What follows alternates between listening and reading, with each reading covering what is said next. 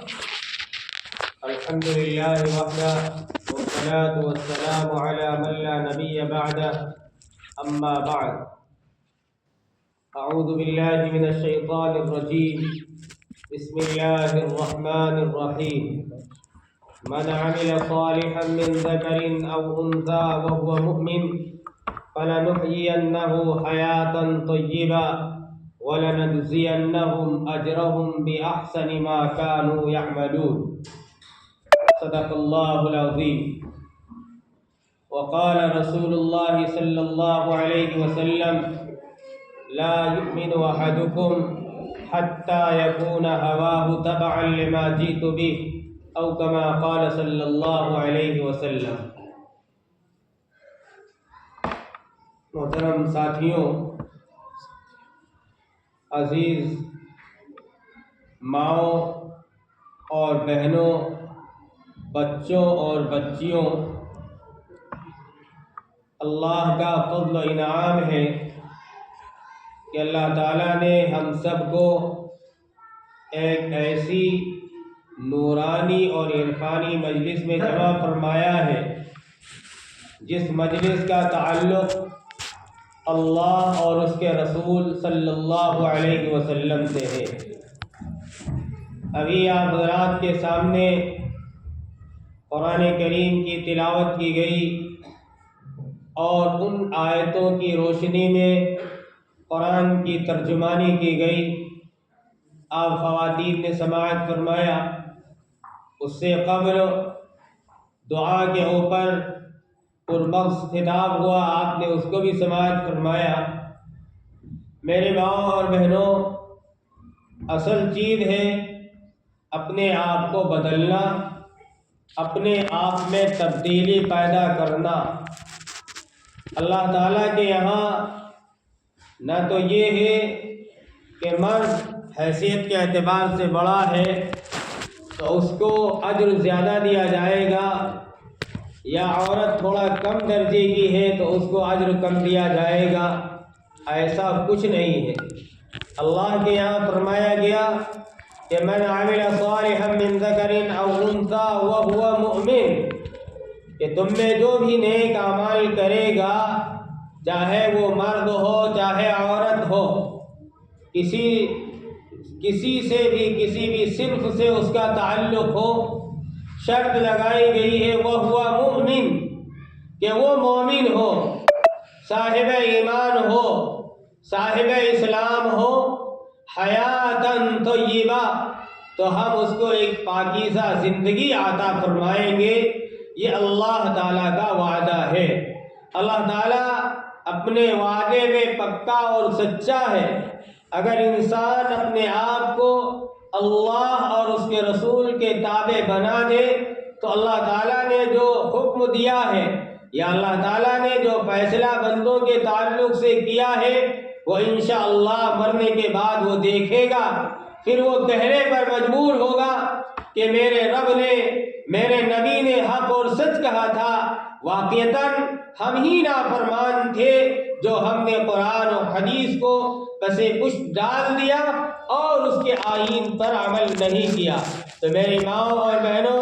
سب سے پہلی اور بنیادی چیز یہ ہے کہ اللہ تعالیٰ نے ہمیں اور آپ کو اولاد جیسی نعمت سے سرفراز فرمایا ہے۔ ہمیں اپنی اولاد کی فکر کرنی ہے، اپنی بھی فکر کرنی ہے، اولاد کی بھی فکر کرنی ہے، اس لیے کہ قرآن مجید ببانگ دہل اعلان کرتا ہے، یا ایھا الذین آمنوا قوا انفسکم واہلیکم نارا، اے ایمان والو اپنے آپ کو اور اپنی آل اولاد کو جہنم کی آگ سے بچاؤ، وقودھا الناس والحجارہ، جس کا ایندھن لوگ اور پتھر ہوں گے۔ اس لیے اپنی آل اولاد کی فکر کرنی ہے۔ آل اولاد کی فکر جس طرح ہم کھانے کے لیے کرتے ہیں، کپڑے کے لیے کرتے ہیں، رہائش کا انتظام کرتے ہیں، اس سے ماورا اور اس سے بڑھ کر ہم ان کے ایمان کی فکر کریں گے، ان کے اسلام کی فکر کریں گے، ان کے قرآن کی فکر کریں رہیں گے۔ اگر ان فکروں کو ہم نے نہیں لیا تو آگے چل کر یہ ہماری اولاد ہمارے ہاتھوں سے نکل جائے گی، پھر یہ ماں باپ کی نہیں ہوگی اور پھر یہ کسی کی بھی مطیع فرما بردار نہیں ہوگی۔ اس لیے اگر ہم اپنی اولاد کو صحیح رخ دینا چاہتے ہیں تو سب سے پہلے فرمان نبوی اپنے سامنے رکھیے کہ اس کے لیے اچھی بیوی کا انتخاب کیا جائے، دیندار گھرانے کا انتخاب کیا جائے، اور نیک اور صالح اولاد کے لیے اللہ تعالیٰ سے دعا کی جائے، جیسا کہ حضرت ابراہیم علیہ السلام نے دعا کی تھی اور اللہ تعالیٰ نے حضرت اسماعیل علی نبینا علیہ السلام کی شکل میں بیٹا عطا فرمایا تھا۔ اور پھر جب بچہ دنیا کے اندر آئے تو سب سے پہلے اس کے کانوں میں لا الہ الا اللہ محمد الرسول اللہ صلی اللہ علیہ وسلم کی آواز بلند کی جائے، اور جب بچہ بولنے کے لائق ہو جائے تو لا الہ الا اللہ محمد الرسول اللہ سکھایا جائے، اور جب بچہ 7 سال کا ہو جائے تو نماز کا حکم کیا جائے، جب 10 سال کی ہو جائے اولاد اور نماز نہ پڑھے تو مارا جائے، مارنے کا بھی حکم دیا گیا ہے۔ اور اسی طرح ہمارے بچے اور بچیاں جب 10 سال کی ہو جائیں تو ان کے بستروں کو علیحدہ کر دیا جائے، اب دونوں ایک ساتھ نہیں سو سکتے، الگ ہی الگ ان کا بستر رکھا جائے۔ اسی طریقے سے فرمایا کہ جب وہ بالغ ہو جائیں، سن شعور کو پہنچ جائیں تو اچھے جوڑے کا انتخاب کر کے ان کی شادی کر دی جائے اور ان کی تربیت کا بھی اہتمام کیا جائے۔ اللہ کے رسول صلی اللہ علیہ وسلم نے حضرت حسنین کی تربیت فرمائی تھی، آپ نے اپنی بیٹیوں کی تربیت فرمائی تھی، آپ نے صحابہ کرام کی تربیت فرمائی تھی، آپ نے ازواج مطہرات کی تربیت فرمائی تھی۔ اس لیے ہمیں اور آپ کو بھی تربیت کو سامنے رکھنا ہے، اپنی بھی فکر کرنی ہے، بچوں کی تربیت کا بھی اہتمام کرنا ہے، اور جہاں سختی کا معاملہ ہو بچوں کے ساتھ سختی سے پیش آئیے، جہاں پر نرمی کرنی ہو وہاں پر ان کے ساتھ نرمی کیجیے، بچوں کو اپنے ساتھ رکھیے، ان پر نگرانی کڑی رکھیے، نگاہ رکھیے، ان کی جو حرکات اور سکنات ہیں، ان کا اٹھنا بیٹھنا ہے، ان کا طرز تکلم ہے اور ان کی مجلسیں ہیں، اس کی آپ تحقیق کرتے رہیے،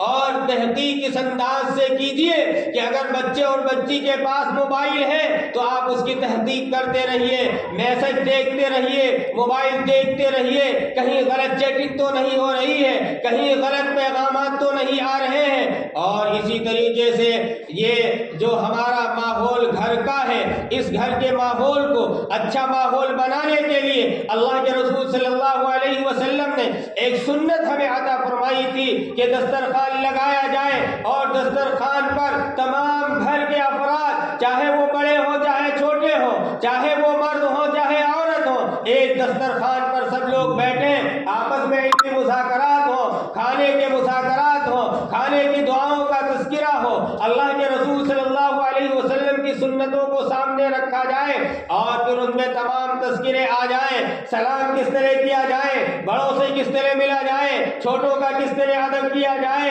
اپنے گھر میں ہم اپنوں کے ساتھ رہیں تو کس طرح رہیں، دوسروں کے ساتھ رہیں تو کس طرح برتاؤ کیا جائے۔ یہ تمام حقوق ہیں جو اللہ کے رسول صلی اللہ علیہ وسلم نے ہمیں اور آپ کو سکھلائے ہیں، اور اس کی تعلیم بھی اللہ کے رسول صلی اللہ علیہ وسلم نے دی ہے۔ اور سب سے بڑی بات میں آپ سے یہ کہوں گا کہ آپ اپنے بچوں کے ایمان کی فکر ضرور کیجئے۔ آج ایمان کے اوپر ڈاکہ ڈالا جا رہا ہے، ایمان کو چھینا جا رہا ہے، اسلام سے بے اسلام کیا جا رہا ہے، ہماری بچیوں کا رخ چینج کیا جا رہا ہے، بچوں کے ذہنوں میں اللہ اور اس کے رسول کی جو معرفت ہونی چاہیے ان تمام چیزوں کو ختم کر کے غیر اللہ بچوں کے ذہنوں میں ڈالا جا رہا ہے۔ اس لیے اپنے ایمان کی فکر کیجئے، اپنے بچوں کے ایمان کی فکر کیجئے۔ اللہ کے رسول